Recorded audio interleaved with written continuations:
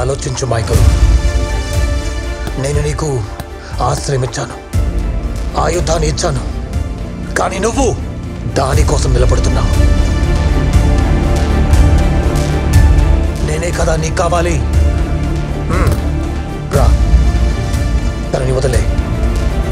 పాపం. వీడిని బతిమాలుతున్నావా? వీడి చావు చూడని నేను ఉంటే ఎంత పోతే ఎంత.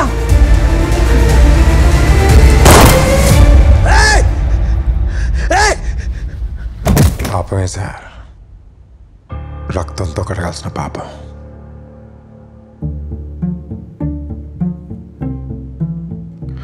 నేను ఇక్కడికి వచ్చింది మిమ్మల్ని చంపడానికి మాత్రమే కాదు సార్, ముందు ఈవిడ్ని చంపడానికి.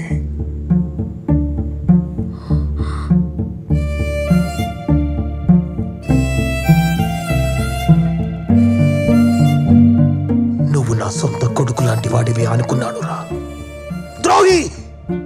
సొంత కొడుకు లాగే కదా సార్ అనుకున్నారు? అవును సార్, ఒక అమ్మాయి కోసం ఇదంతా చేశా. అమ్మాయి కోసం కాకపోతే ఎందుకు సార్ ఒక మనిషి బతకాలి? ఎందుకు 20 ఏళ్ళు కాసుకుని ఎదురు చూసుకుంటూ ఇవాళ మిమ్మల్ని చంపడానికి మీ ముందుకొచ్చి నిలబడాలి? అమ్మాయి కోసమే సార్, కానీ మీరు అనుకునే అమ్మాయి కాదు, మీరు మోసం చేసిన అమ్మాయి.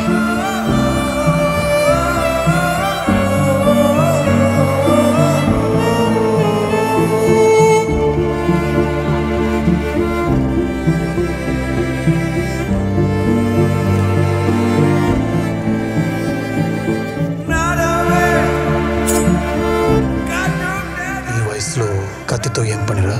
మా నాన్నను చంపడానికి.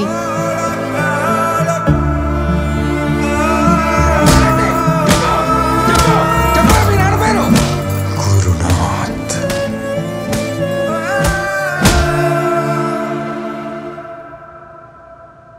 అంటే నువ్వు ఆ జెనిఫర్ కొడుకువా?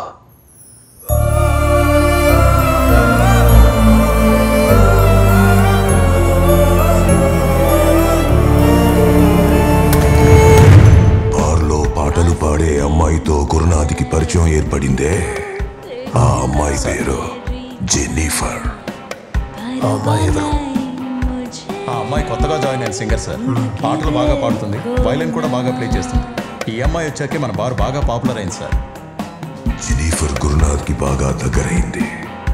అతనికి పెళ్ళైన విషయం కూడా దాచి జెన్నిఫర్తో తిరగడం మొదలుపెట్టాడు. జెన్నిఫర్ గురునాథ్ని పూర్తిగా నమ్మింది.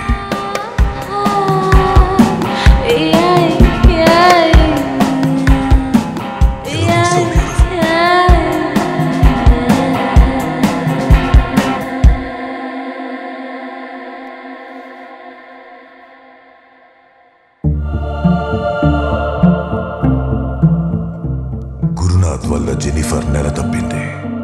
ఆ తర్వాత గురునాథ్కి పెళ్ళైన విషయం జెన్నిఫర్కి, జెన్నిఫర్ ప్రెగ్నెంట్ అయిన విషయం చారులతకి తెలిసింది.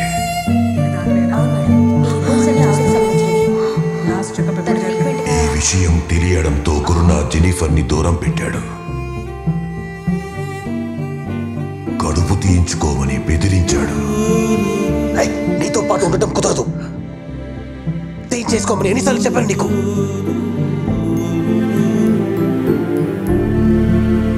నువ్వు నాతో కలవక ముందు ఆలోచించాల్సింది. ద్రోహం చేసి ఇప్పుడు వచ్చి మంచి వాళ్ళ నటించడం వల్ల ఉపయోగం లేదు. కొట్టేదంటే చేస్తావు.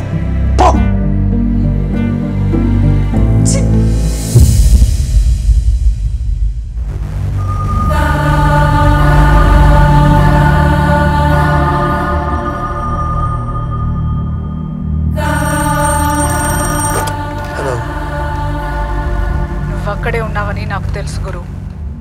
వెంటనే అక్కడి నుంచి బయటికి రా, లేదంటే దాంతో పాటు నువ్వు కూడా తగలబడిపోతావు.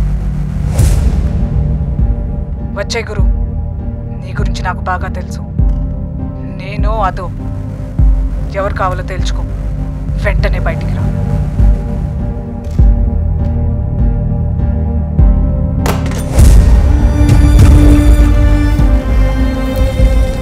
ఎవరితోనైనా పడుకో, కానీ వారసుడు మాత్రం ఒక్కడే ఉండాలి. అది నా బిడ్డై ఉండాలి. జెనిఫర్ ఇంట్లో ఉండగానే చారులత ఇల్లు తగలబెట్టించేసింది.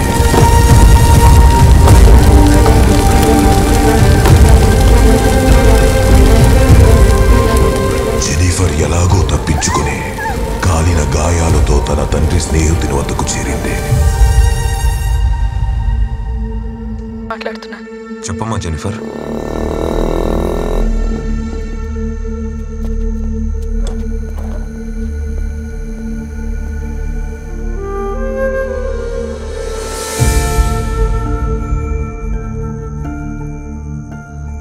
నాకు బిడ్డ పుట్టేంత వరకు బతకడానికి భద్రంగా ఉండే ఒక చోటు కావాలి.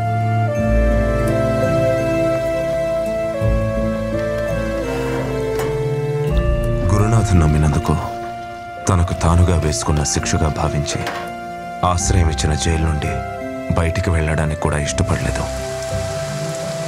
అక్కడే బిడ్డకు జన్మనిచ్చింది.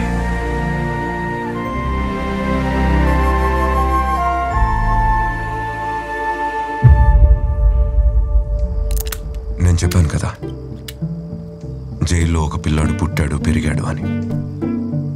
వాడే మైకేల్.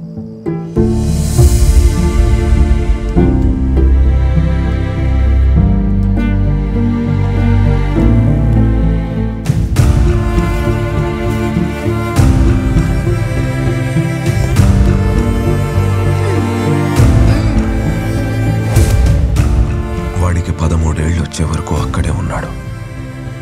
కడుపులోనే కాలి కరిగిపోవాల్సిన వాడు. పుట్టాడు, బ్రతికాడు, పెరిగాడు గురునాథ్ మీద పగ తీర్చుకోవడం కోసం. ఒక మాట చెప్తాను విను మైకేల్. అమ్మ చెప్పేది బాగా గుర్తుపెట్టుకో. దీనికి కారణమైన వాళ్ళ ముందు ఆకాశమంత ఎత్తులో నిలబడి అప్పుడు చెప్పు, నువ్వు నా కొడుకువని, జెన్నిఫర్ కొడుకువని. ఇంతవరకు మైకేల్ చేసిందంతా గురునాథ్కి దగ్గర అవడం కోసమే. అంటే ఆ రోజు గురునాథ్ చారులత తగలబెట్టింది మీ అమ్మన.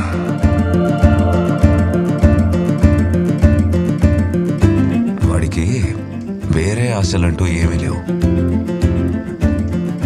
వాళ్ళ అమ్మ పడిన కష్టాలకు పగ తీర్చుకోవడం తప్ప.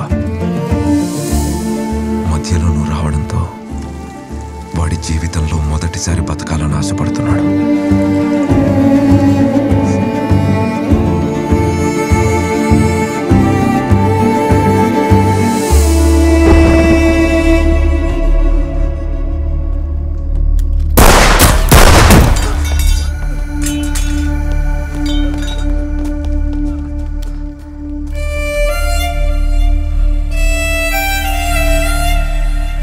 రాకపోయినా వాడు అదే చేసేవాడు.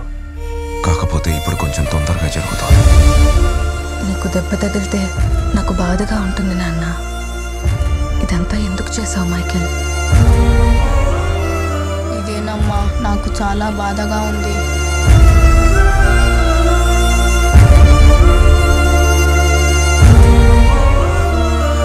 నేను మిమ్మల్ని అనుకోకుండా కాపాడలేదమ్మా.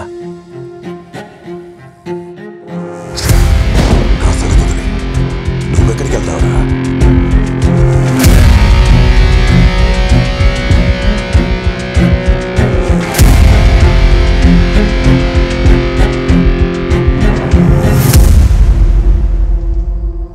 వాడు నిన్ను కాపాడుకోవడానికే నా దగ్గరికి తీసుకొచ్చాడు.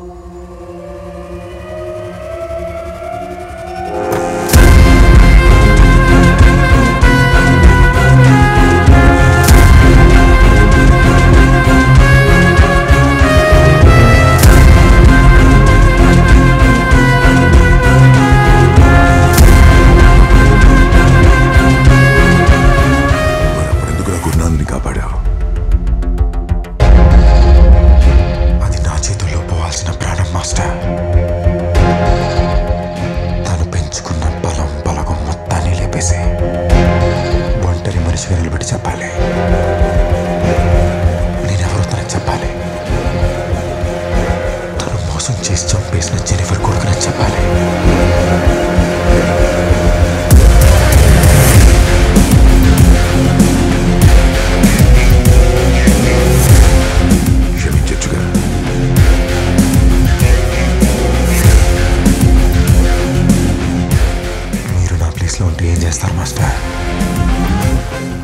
దగ్గర సమాధానం లేదు. అందుకే వాడు అడిగింది ఇచ్చి పంపా. వాడి తల్లికి సంబంధించిన ప్రశ్నలకు సమాధానం వెతుక్కుంటూ బయలుదేరాడు.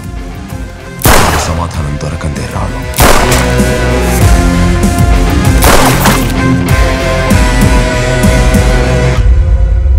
ఇవన్నీ ఇక్కడి నుండి చూస్తేనే తెలుస్తుంది మైకల్. నిజం వేరేలా ఉంటుంది. ఇక నువ్వే ఉంటావుగా, చూడు. ఇక్కడ కూర్చుంటే మనం చేసేదే ఒప్పు అనిపిస్తుంది మైకల్.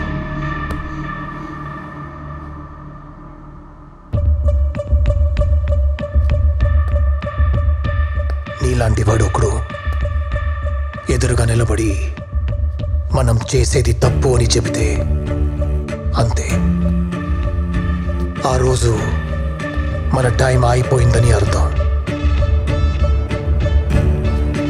నువ్వు అలా వచ్చావు మైకల్, నువ్వు అలా వచ్చావు.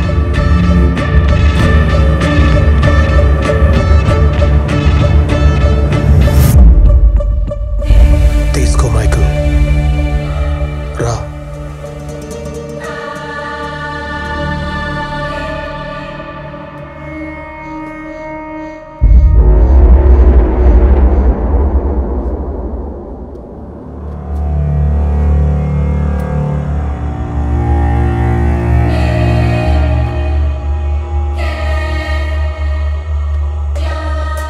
చెప్తున్నా కదా మైకల్, చివరికి నీ చేతిలో నా రక్తపు మరకలే మిగులుతాయని.